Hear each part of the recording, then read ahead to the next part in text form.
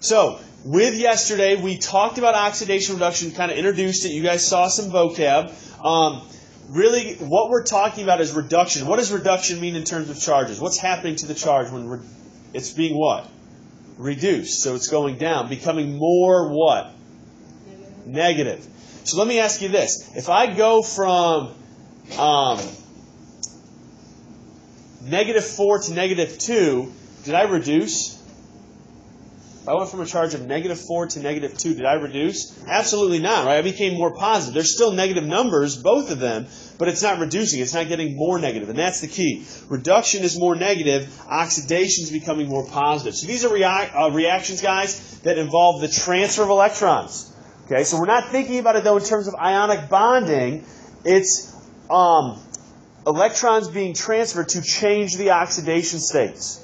Both reduction and oxidation must happen simultaneously. What does simultaneous mean? Same time, okay? So if something's being reduced, something else is being oxidized. And that's going to be your goal, is to figure out which is being reduced and which is being oxidized. So reduction is where we have a gain of electrons. This should make sense to us. We're gaining electrons, therefore our charge is becoming more and more negative, okay? Oxidation number goes down, which means it reduces. So oxidation, so that's one thing that's confusing about this, is that you have this thing called oxidation happening, yet we call these charges oxidation numbers. Okay? Don't get confused if we're talking about oxidation numbers, meaning that, oh, it's oxidation has to happen. No, that's just what the charge means. The process of oxidation is where you lose electrons by an atom or an ion. So the oxidation number, meaning the charge, I'm going to add that in there. Oxidation number, guys, means charge starts to go up, becomes more positive.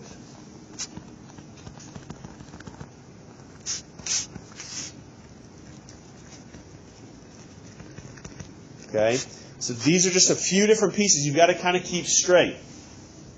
So that's kind of our basic piece, guys. Reduction is a gain. There's an easy way to help you remember it. And this is another saying, Leo the lion says grr. Right? Because that's what lions say, right? They roar, right? You've seen the Lion King. But guys, look at the letters. That's exactly why we say it. I still remember it. This is how I remember it from when I was in high school. To this day, Leo the lion says grr. Leo, lose electrons, oxidize. Grr, G-E-R, gain electrons, reduce. Write that in so that you have it in your notes. I don't believe underneath it that you have it where it says lose electrons, oxidation, gain electrons, reduction. That is not in there, and I apologize if there's not a space. I realized it after I printed those. So oxidation and reduction, guys, they happen because the desire for electrons in a chemical reaction. We know that. Species prefer to either lose or gain electrons in that reaction. What do you think they're trying to do in general? Trying to become more what? Right, so stability is a part that kind of drives these types of reactions. One species is more active. Table J in your reference packets. Get those out. Take a look at them. We've looked at Table J before, and we're going to talk more about it later on this week. But it's that activity series. So we looked at it. Does anybody remember what type of reaction we used the activity series for? Single replacement. Oh, we're going to find out single replacement. What's happening? Oxidation reduction is going on. Okay, so it kind of we're learning more about the little piece that we've already talked about earlier in the year. But you've got to remember, Leo the lion says grr. Lose electrons, oxidize. Gain electrons, reduce. This is why it was critical that we started learning about assigning oxidation numbers yesterday, because looking at those numbers of all the species in a reaction is going to guide us to which one's losing the electrons, meaning they're oxidizing, which one's gaining those electrons and they're being reduced. Okay? Also, we know that they are mutual because they're simultaneous. They cannot happen one without the other. If one atom loses electrons, another atom has to gain them. So that's kind of conservation of charge, kind of conservation of matter that we've talked about as well. You can't just bring charges in from somewhere. They have to come from one piece, and they have to go to another piece. Okay? Now, The question is, guys, you've got to be able to identify redox reactions. They may or may not tell you that, hey, according to this redox reaction, blah, blah, blah, blah, blah, for your questions on your reagents, they may just be assuming that you know how to identify it. So one way that we can begin to identify those is we've got to look at the oxidation numbers. Right? This is why we went through and spent yesterday practicing that. We're going to continue to do that. Assign oxidation numbers to every single element in your reaction. Okay? They're going to be used to track the movement of electrons, or that transfer that we've talked about. So we can see if charges have changed. Not all reactions will change oxidation numbers. Only oxidation reduction reactions will. Okay? So that's kind of our first place to look at. Now there's a couple tricks that we'll talk about to kind of help you identify it kind of off the bat, but you've got to look at those charges. The charges never lie. So guys, we talked about this yesterday. Just want to have it down. Positive, you can have three possibilities for oxidation states. Positive, negative, or neutral. Alright, so you'll assign those. We looked at yesterday, the top right corner on our periodic table. It's the most common one. So that top number is the most common, but it's not necessarily always. It depends on what it's bonded to. So that's kind of the first one. When in doubt, go with that number, but learn the process. Don't just try to memorize and guess. I'll be honest, that's what I did when I was in high school. I just tried to guess it. And I'm like, oh my gosh, this really isn't that hard. It takes a little bit of time, but learning the process is going to ensure that you're doing it correctly. I can remember struggling with redox stuff when I was in high school because I just tried to memorize. All right? Anybody out there who can just get by with memorizing stuff a lot of times? All right? And it's easy until you get to a certain point, and then it's like, oh, wow. Then I was doing much worse on things, and then it followed me to AP Chem, and I told you the story about how I just put hydrogen bonding for every intermolecular force when I'm like, that's only with 3 elements. Even if there wasn't FON there, anyway. Moving on. So, we talked about this yesterday. You guys know where it is. Use your periodic tables along with the rules that we did yesterday. So here's trick number 1 to identify if it's redox or not. Single replacement reactions are always redox. Single replacement are always redox. Okay? If you take a look, you always have one element by itself. And, what's it doing? It's replacing a like element. So this is a little review. It's been a while since we've done, reaction prediction. Zinc is going to replace which element in that compound? Hydrogen. Now, what's the only way it can replace it? You got to look at table J, right? Yeah. It's got to be more what? Active. How do we know if it's more active? Is it higher on that chart or lower? It's higher. So is zinc higher than hydrogen? Yes. So zinc is going to come in and kick this out. Now what's our new compound going to be? ZnCl2 plus H. ZnCl2 plus H2. Why is it H2? It's a diatomic, right, when it's by itself. So now we've got to look and see what happened to our new charges. So, like we did yesterday, what's the charge going to be for zinc and chlorine? Right, +2, -1. All right, and then hydrogen's going to be why? Because it's a pure substance. It's by itself.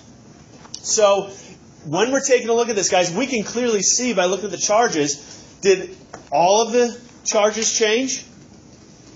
No. Only the ones that did the substitution. Which one stayed the same?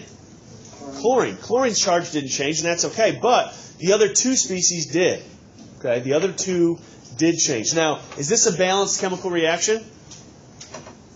No. So we'd have to put this 2 here, because just like conservation of matter, guys, where you can't have matter can't be created or destroyed, there's that conservation of charge. If we didn't have this 2 coefficient in front of hydrogen chloride right here, the charges wouldn't balance each other out. Okay. Now we have 2 H pluses, which is going to be a total of +2 charge. Oh, everything's still balanced on both sides. Okay. So if we were to fill in this next part, we had zinc by itself, and then H2, all right, bonded on the opposite side. This is what we're looking at. So this is why single replacement are always. Now we'll continue with this idea of identifying which one's being oxidized, which one's being reduced in a little bit. That's trick number 1, showing that single replacement are always, always, always a redox reaction. Trick number 2, double replacement reactions are not redox. They will never be it because the charges are going to stay the same. So let's predict our products here.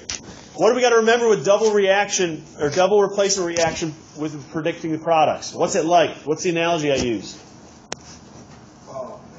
Oh, see, because you guys haven't had to do it. Of course I expect you to remember. I told you the embarrassing story. All I remember is that snot came out of your nose. No, that's a different story. All right, that's a different story. What's it like? How do you know double replacement? Explain to me, Alex. You said you remember how to do it, so explain what we're doing. Take the positive charge on one and put the negative charge on the other. Right, so it kind of looks like the foil method a little bit. The analogy that I told you was you're switching partners. What activity do you switch partners in? Square dancing? Nobody remembers this? Nobody? Oh my gosh, wow. This is like the first time ever teaching where nobody remembers this. Really? Well, because we don't just Really? we're not in the South. Really? Alright, so guys, our new products, we'd have NaCl and we'd have H2O. If we go through and assign charges, sodium is still +1. Chlorine is still -1.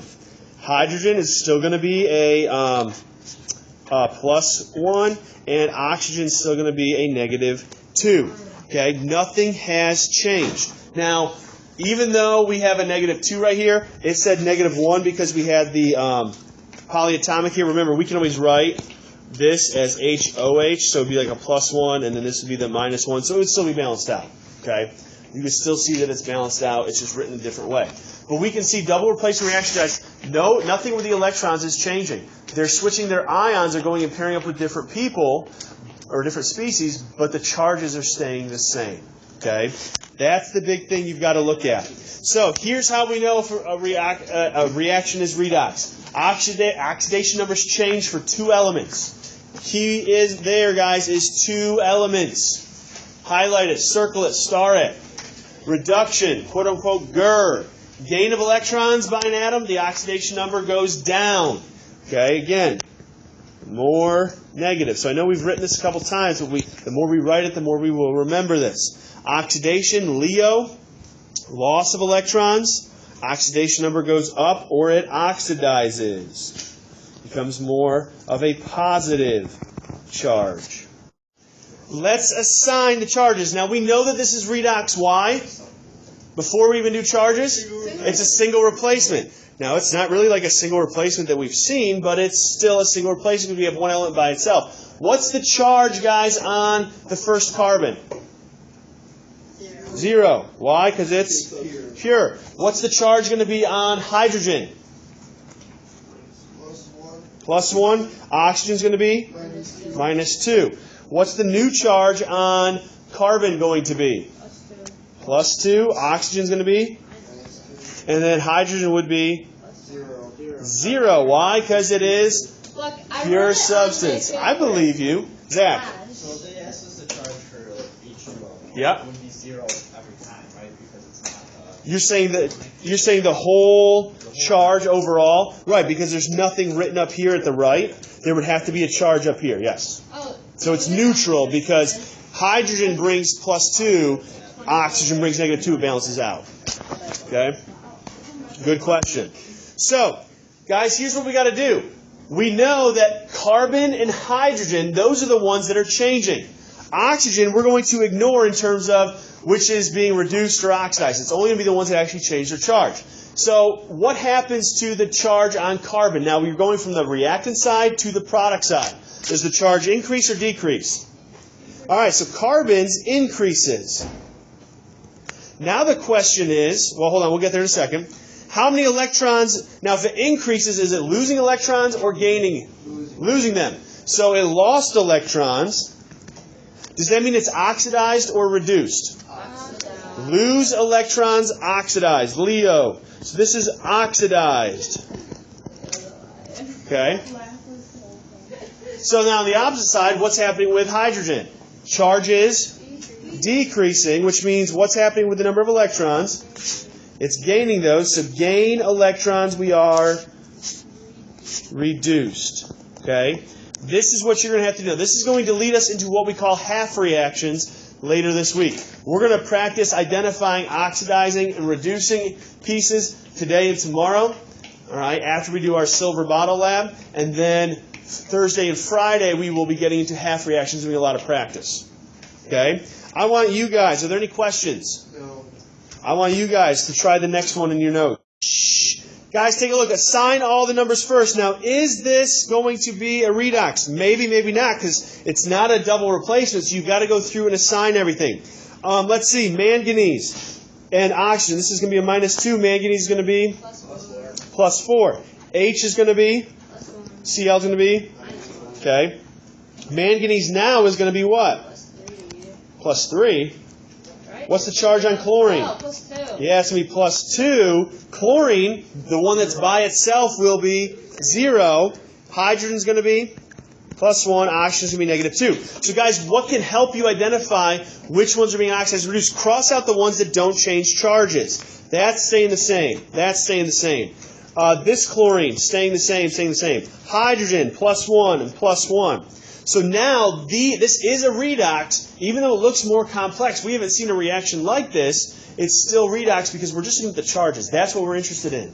Chlorine, what's happening with its charge? All right, now, we can't necessarily cross out all of this chlorine, okay, because some stayed the same, but some didn't, okay? And it, like you said, is increasing, which means what's it doing with the electrons? Losing, which means it's being what? Oxidized. Now, manganese is going from +4 down to +2. What happened with its charge? It decreased. Gained and reduced. Okay? Last thing before we go. Okay? The oxidizing agent. We'll talk more about this tomorrow, guys. This is the species that is reduced. This is where it gets confusing. Okay? The oxidizing agent is the one that gets reduced. It's doing the oxidizing. Okay? Because it's reducing its number, it's pulling those electrons away, causing the other thing, the other species, to oxidize. So the one that is reduced is what we call the oxidizing agent. The reducing agent, then, is the species that is oxidized. It's causing the reducing because it's giving away its electrons, causing the other species to go down with its charge. Note, the oxidizing agent and the reducing agent, guys, are always on the reactant side. They're always on the reactant side. So this is the first example we did. Shouldn't be packed up yet. Which one was our oxidizing agent? Which one was the reducing agent? Let's go back and take a look. Okay?